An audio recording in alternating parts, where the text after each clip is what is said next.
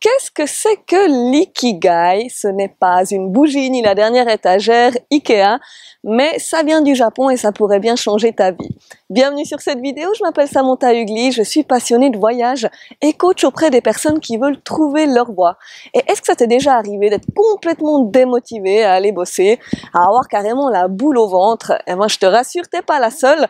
Il y a seulement 5% des Français, selon une étude, qui se disent complètement épanouis et engagés dans leur travail.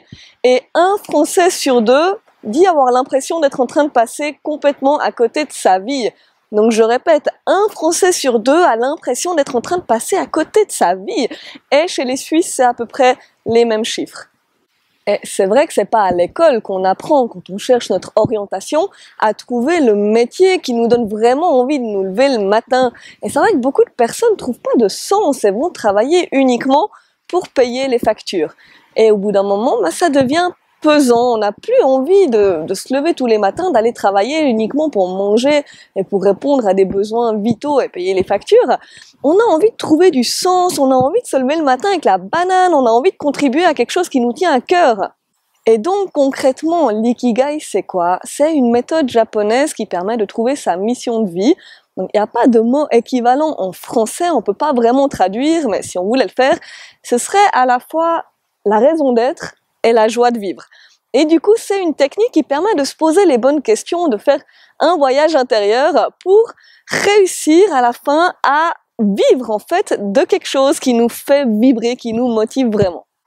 Donc les Japonais ils nous exposent au travers d'un diagramme que je vais te montrer tout de suite que notre ikigai, il se trouve en fait à la croisée de 4 points essentiels et qu'au centre, il y a justement la clé d'une vie épanouie. Et donc on peut observer 4 cercles égaux qui s'entrecroisent. Le premier cercle, c'est ce que tu aimes. Est-ce que tu aimes peindre? Est-ce que tu aimes l'informatique? Aider les autres? Voyager? Et ainsi de suite. Dans le deuxième cercle, c'est ce en quoi tu es doué. Quelles sont tes aptitudes? Est-ce que tu sais bien communiquer? Est-ce que tu sais bien chanter? Analyser une situation, résoudre des problèmes, etc. Ensuite, on a ce dont le monde a besoin. Qu'est-ce qui est utile aux autres, à la société, à la planète? Donc, par exemple, du savoir, de l'éducation ou de l'écologie. Et enfin, le dernier, c'est ce pourquoi tu peux être payé. Pourquoi les gens seraient prêts à mettre de l'argent? Et donc, c'est quand tu fusionnes ce que tu aimes faire, ce pourquoi tu es doué, ce dont le monde a besoin et ce pourquoi tu peux être payé, que au centre, justement, tu trouves ton ikigai.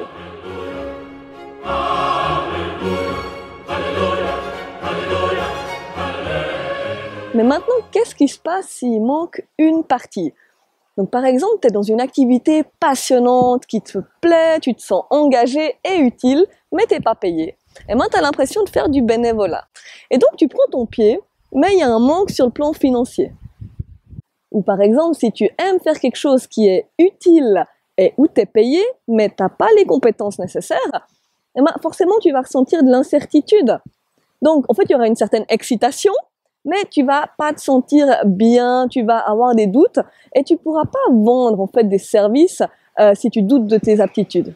Ou bien tu es rémunéré pour faire quelque chose d'utile et que tu sais faire, mais qui te procure aucun plaisir. Et du coup, c'est confortable d'une certaine manière, mais tu vas ressentir comme un vide intérieur, ça te plaît pas. Et on peut voir ça des fois dans des métiers comme la finance, la comptabilité, ce genre de métiers. Et finalement, donc, si tu exerces un métier avec compétence pour lequel tu as de l'intérêt et que tu es rémunéré, mais que tu trouves aucun sens, que c'est inutile à la planète ou aux autres, tu vas justement ressentir un sentiment d'inutilité. Ça me rappelle tellement quand j'étais employée dans une grande boîte où j'ai travaillé pendant des années, et autant les clients que les collègues, il y en avait tellement qui disaient déjà dès le lundi, ils étaient là, oh mais vivement vendredi. Mais juste comment est-ce que c'est possible de vivre comme ça, à être déjà déprimé le dimanche soir juste à l'idée d'aller bosser le lundi et de passer la semaine entière à attendre le week-end? Donc pour en revenir à notre ikigai, il n'y a pas de baguette magique, tu vas pas forcément trouver ton ikigai comme ça en un claquement de doigts. C'est une introspection et peut-être que tu vas te tromper, peut-être que tu vas réaliser au bout d'un moment que tu n'étais pas aussi passionné que ça par une activité. D'ailleurs, moi j'ai dû tester plein de trucs avant de trouver ce qui me plaisait vraiment et c'est ok, il n'y a pas de souci avec ça. Et tu vas peut-être aussi devoir tester des choses pour voir s'il y a de la demande et les besoins évoluent.